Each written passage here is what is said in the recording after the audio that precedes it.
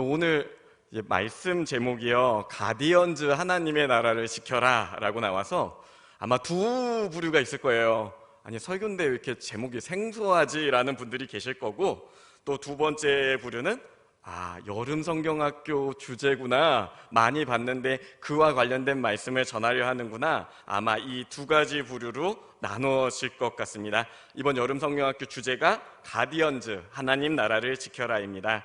자, 오늘날 많은 분들이 우리 교회 학교의 위기에 대해서 말씀을 하십니다. 굉장히 자녀가 이제 한 20년 전에 거의 4분의 1 수준이라고 그래요. 그러니까 정말 말도 안 될 정도로 많이 줄은 그런 상황이고, 교회 학교가 문 닫는 많은 어려움들이 있습니다.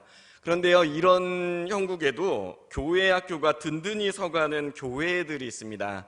그 두 교회의 차이, 예전에 세미나를 갔더니 이렇게 얘기를 하시는 거예요. 교회 학교가 잘 안 되는 교회는 성도가 많아도 교회 학교를 부서일로 내버려 둔답니다. 그러면서 뒤에서 훈수를 둔대요. 예전에 안 그랬는데, 내가 하면 이렇게 안 하는데 요즘 왜 이렇게밖에 못해? 아유, 이러니 답답, 이러면서 평가만 하고 훈수들만 하는 교회는 자연스럽게 쇠퇴해 간답니다. 반대로 교회 부서 일이 아니라 교회 학교를 우리의 일, 우리 자녀의 일로 함께 걷어붙이며 나서는 교회는 아무리 어려운 시기에도 교회 학교가 든든히 서간다고 합니다. 왜 그런 줄 아십니까? 교회를 지탱하는 힘이 바로 사랑이기 때문입니다. 자, 그렇다면 우리는 어떤 교회입니까? 저는요, 우리 교회가 감히 그런 남다른 열정을 가진 교회다라고 생각을 합니다. 사실 이번 여름 성경학교를 준비하면서 정말 걱정 많이 했습니다. 무엇보다요, 물가가 터무니없이 많이 오른 겁니다. 저희 모든 아이들에게 줘야 하는 OT하고 그 다음에 우리 교재를 봤는데, 제가 담임 목사님께 보고서를 쓰지 않습니까? 4,000원에서 7,500원으로 올랐어요. 이게 50명의 아이들 생각하면 기본적으로 말도 안 되게 오른 거고, 퍼센테이지로 보면 80%가 넘게 올랐습니다. 근데 제가 보고서에다가 잘못 써가지고 40% 올랐습니다, 이렇게 보고를 쓴 거예요. 쓰고 나중에 다시 계산을 해보니까 이게 생각보다 어려운 거죠. 이거 어떻게 하나. 근데 우리 교회 학교 선생님 놀라지 마십시오. 이 선생님들이요, 우리가 재정을 교회만 바라보면 안 됩니다, 목사님. 우리가 앞장서서 이 재정을 마련하는 일들을 하겠습니다. 그래서 바자회가 시작이 된 겁니다. 근데 더 놀라운 게 있습니다. 이 바자회를 준비할 때 저는 사실, 그래도 교회 학교 행사인데 몇 개나 팔겠어요. 선생님 100개만 준비하죠.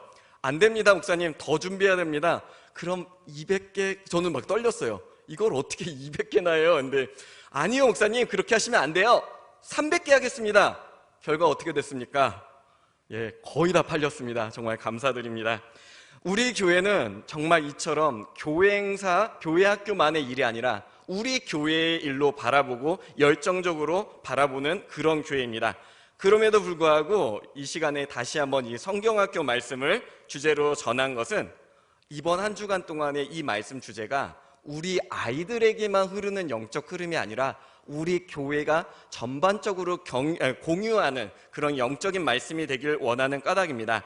이 오늘 말씀을 통해서요, 오늘날 우리 아이들에게 되는 이 교육, 교회 학교의 그 교육 목표를 함께 나누는 시간이 되길 소망합니다. 자, PPT 좀 바꿔주시겠어요? 자, 이 가디언즈라는 뜻 자체가 사실은 수호자라고 합니다. 우리가 아이들을 외국에 이민을 보내면 그 외국에서 우리 어린아이들을 돌보는 사람들 있지 않습니까? 이 사람들을 가디언즈라고 해요. 그러니까 보호자 혹은 수호자라는 뜻을 갖고 있습니다. 근데 이번 성경학교에서는 그 무엇을 보호하느냐? 바로 하나님의 나라를 보호하는 우리 아이들, 우리 믿음의 사람에 대한 주제를 다루고 있습니다. 특별히 이 세 가지 이야기를 통해 하나님 나라에 어떤 사람이 쓰임받는 사람인지에 대해 보여주고 있습니다. 자, 이번 첫 번째 주제는 전해라 가디언즈입니다. 자, 말씀 함께 나누기 원합니다. 마태복음 28장 20절 말씀 함께 합독하시겠습니다. 내가 너희에게 분부한 모든 것을 가르쳐 지키게 하라. 볼지어다 내가 세상 끝날까지 너희와 항상 함께 있으리라 하시니라. 아멘. 자, 어두운 밤인데 여인들이 어딘가로 향하고 있습니다. 근데 이 여인들이요, 눈에는 눈물이 가득하고 마음이 메어지는 것 같습니다. 특별히 여기 있는 여인들 중에 저 앞에 있는 3명의 여인은 성경에 기록된 막달라 마리아, 그리고 또 다른 마리아, 그리고 요한나라 불리는 예수님의 제자였습니다.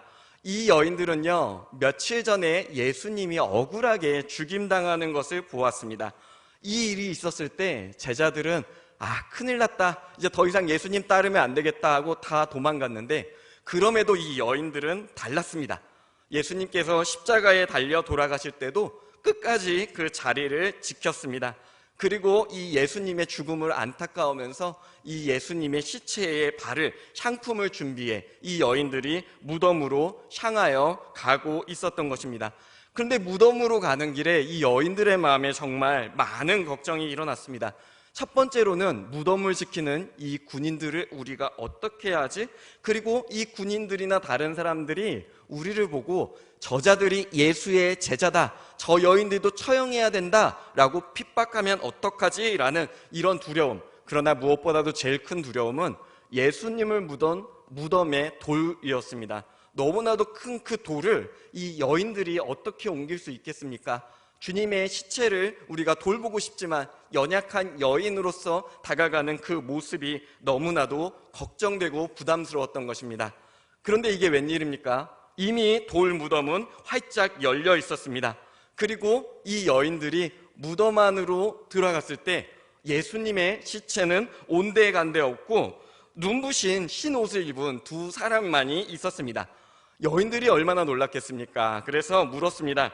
아니, 이게 도대체 어떻게 된 일인가요? 우리 예수님은 어디에 계시죠?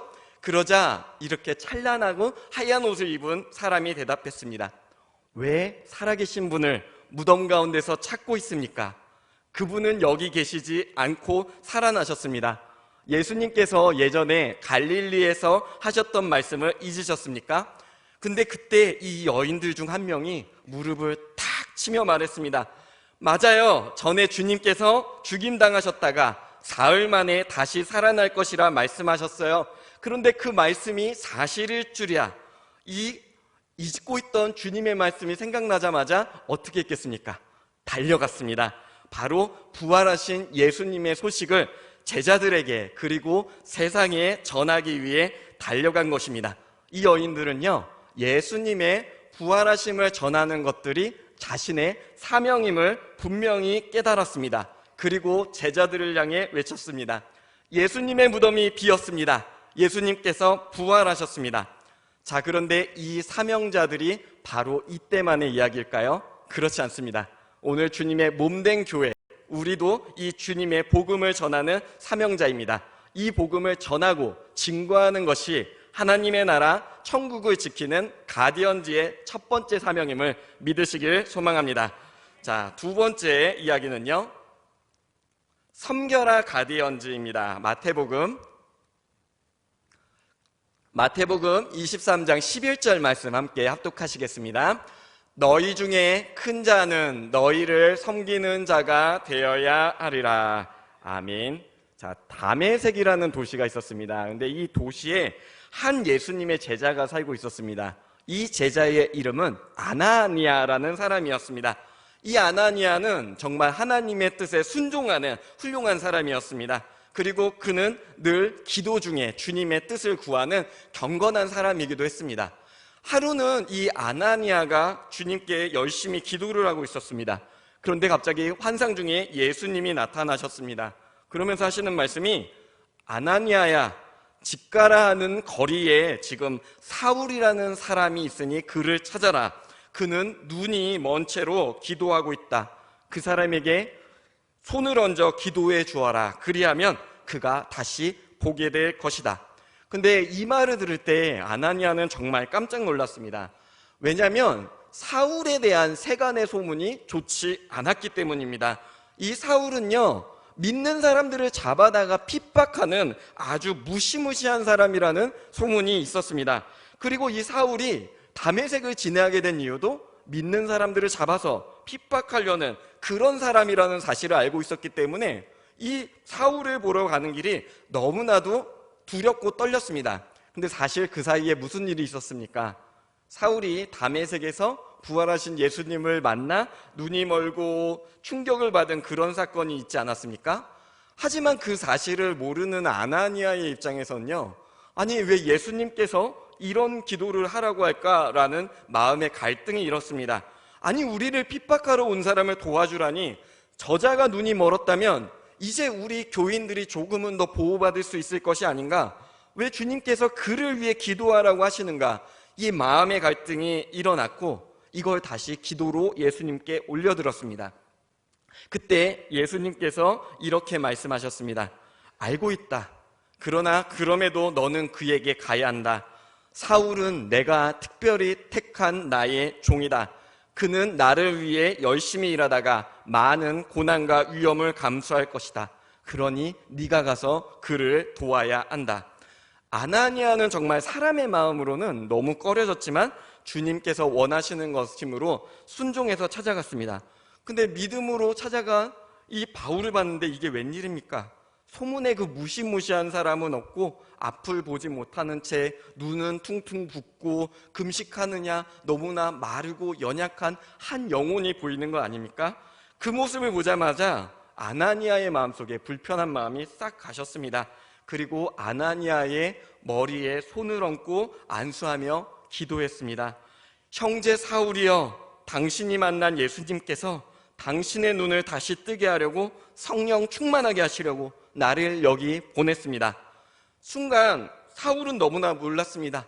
내가 핍박하던 기독교인이 나에게 와서 나를 형제라 부르고, 그것도 놀라운데 정말로 자신이 눈을 떠서 하나님을 보게 되는 놀라운 일이 일어난 거 아니겠습니까? 이 사건으로 말미암아 사도 이 사울은 세례를 받고 새 사람이 되었습니다. 그 후에 그 사람은 어떻게 변화됐습니까? 이 사람은 열방을 향해 복음을 전하러 갔습니다. 특별히 헬라 사람들이요, 그 사람의 히브리 이름이 사울인 걸 알았지만 너무나도 친근하고 열정적이어서 헬라식 이름으로 새 이름을 주었습니다. 그 이름 여러분 잘 아시는 이름, 바로 사도 바울입니다. 이 사도 바울이 예수님의 뜻을 따라 열방에 복음을 전하였고 교회를 세웠습니다. 그러나 우리가 꼭 기억해야 하는 건 이 사울이 있기까지는 바로 아나니아의 순종이 필요하다는 것입니다. 바로 우리 교회가 사람을 세우는 일을 이와 같이 해야 됩니다. 예수님의 말씀, 우리가 때로는 이해하지 못할지라도 순종하고 나아갈 때 하나님의 크고 놀라운 계획이 이루어집니다. 무엇보다도 이 아나니아가 예수님의 말씀에 순종할 수 있었던 이유 무엇입니까? 옛날 예수님의 말씀을 기억했기 때문입니다. 예수님께서 이렇게 말씀하시지 않았습니까? 너희 중에 큰 자는 너희를 섬기는 자가 되어야 한다. 아나니아는 이 예수님의 말씀을 따라 섬기는 자로서 하나님의 나라를 지키는 일에 최선을 다했습니다. 이 자리에 함께하는 저와 성도님들도 그와 같이 서로를 섬기는 주의 자녀들이 되시길 주님의 이름으로 소망합니다. 자, 세 번째 이야기는 충성해라 가디언즈라는 제목입니다. 마태복음 25장 21절 말씀 함께 합독하시겠습니다. 그 주인이 이르되 잘하였도다 착하고 충성된 종아, 내가 적은 일에 충성하였음에 내가 많은 것을 내게 맡기리니 내 주인의 즐거움에 참여할지어다. 아멘. 어느 부부가 있었습니다. 이 부부의 이름은 브리스길라와 아굴라라 불리는 부부였습니다. 이 부부는 사실 로마에서 살고 있었습니다. 그런데 어느 날 로마에서 이 부부를 추방하는 일이 일어났습니다. 그 이유는 바로 모든 유대인들을 로마에서 쫓아낸 건데, 그 이유가 기독교인들이 집회 도중에 유대인과 마찰을 빚어서 소란스럽게 됐기 때문입니다. 이 부부는 마찬가지로 자신들이 갖고 있는 이 신앙 때문에 로마에서 추방을 당해 머나먼 땅인 고린도라는 곳에 정착하게 되었습니다.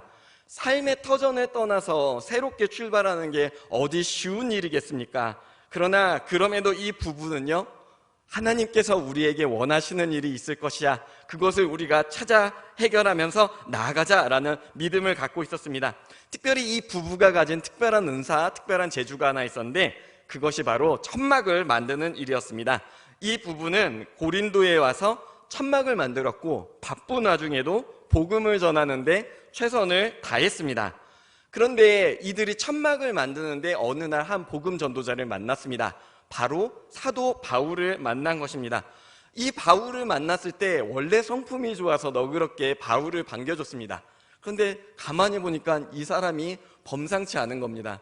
주님의 복음을 전하기 위해서 자신의 모든 삶을 헌신하는 그 모습, 그리고 그런 영적인 감격, 그런 놀라움을 볼 때 우리 마음에 저 벅찬 가슴이 올라오지 않습니까? 정말 하나님의 사람이구나, 이 사람은 다르구나, 우리가 이 사람을 도와야겠다라는 그런 마음이 들어서 이 부부는 바울과 함께 천막을 만들면서 복음을 전하는 데 필요한 것들을 적극적으로 후원하는 후원자가 되었습니다.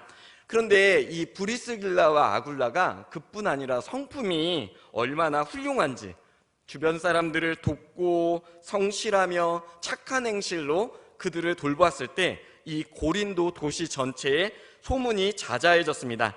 사람들은 이 부부의 친절함을 고마워했습니다. 바울과 브리스길라, 아굴라 부부가 복음을 전하자 이 고린도에 정말 놀랍게도 고린도 교회가 세워지고 그 교회에 많은 사람들이 찾아오며 교회가 든든히 서가는 놀라운 일이 일어났습니다. 그런데 이 바울이 하나님께 기도하는 도중에 하나님의 뜻을 깨달았습니다. 이 고린도를 떠나서 새로운 개척지 에베소로 가기로 결정한 것입니다. 하지만 바울과 이 부부는 사실 좀 입장이 달랐습니다. 바울은 계속해서 순회자였지만 이 부부는 사실 고린도에서 정착하고 이제 제법 살만한 괜찮은 형편에 놓였습니다. 그럼에도 불구하고 이 부부는 결단했습니다. 우리가 사도 바울을 떠나 함께 에베소로 떠나야겠다는 결단을 한 것입니다.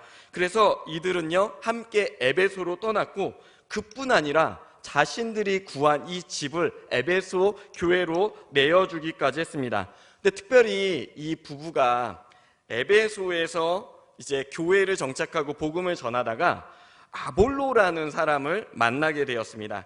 이 아볼로라는 사람도요 복음을 받고 해당에서 예수님에 대해서 가르쳤습니다. 그 모습도 너무 감격스러운데 가만히 그가 가르치는 예수님의 모습을 듣고 있자니 이분이요 정말 똑똑하고 성경에 능통한데 예수님에 대해서 알고 있는 게 너무 제한적인 것입니다. 그리고 세례도 마찬가지로 세례 요한의 세례만 알고 초대교회에서 성령으로 거듭나는 세례의 비밀에 대해는 모르는 것이 아니겠습니까? 그러니까 이 부부가요 조용히 아볼로를 불러가지고 그에게 친절을 베푼 후에 그에게 이 교회의 세례의 의미, 성령의 충만함의 의미를 물었습니다. 야, 아볼로는 나는 이걸 잘 모르겠다라고 얘기를 하니까 그들에게 예수님의 복음을 보다 정확하게 가르쳤습니다. 이 가르침을 받은 아볼로는 이후에 초대교회에서 훌륭한 목사님으로 세워졌습니다. 브리스길라와 아굴라의 삶은요 고린도, 에베소, 로마에 이르기까지 하나님의 뜻에 충성하는 일꾼이었습니다.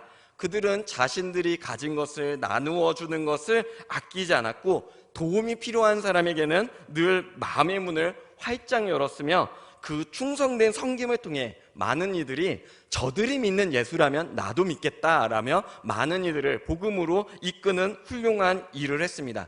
그러나 여기서 놀라운 건요 브리스길라와 아굴라가 어떤 거창한 경험 때문에 그런 것이 아니었습니다.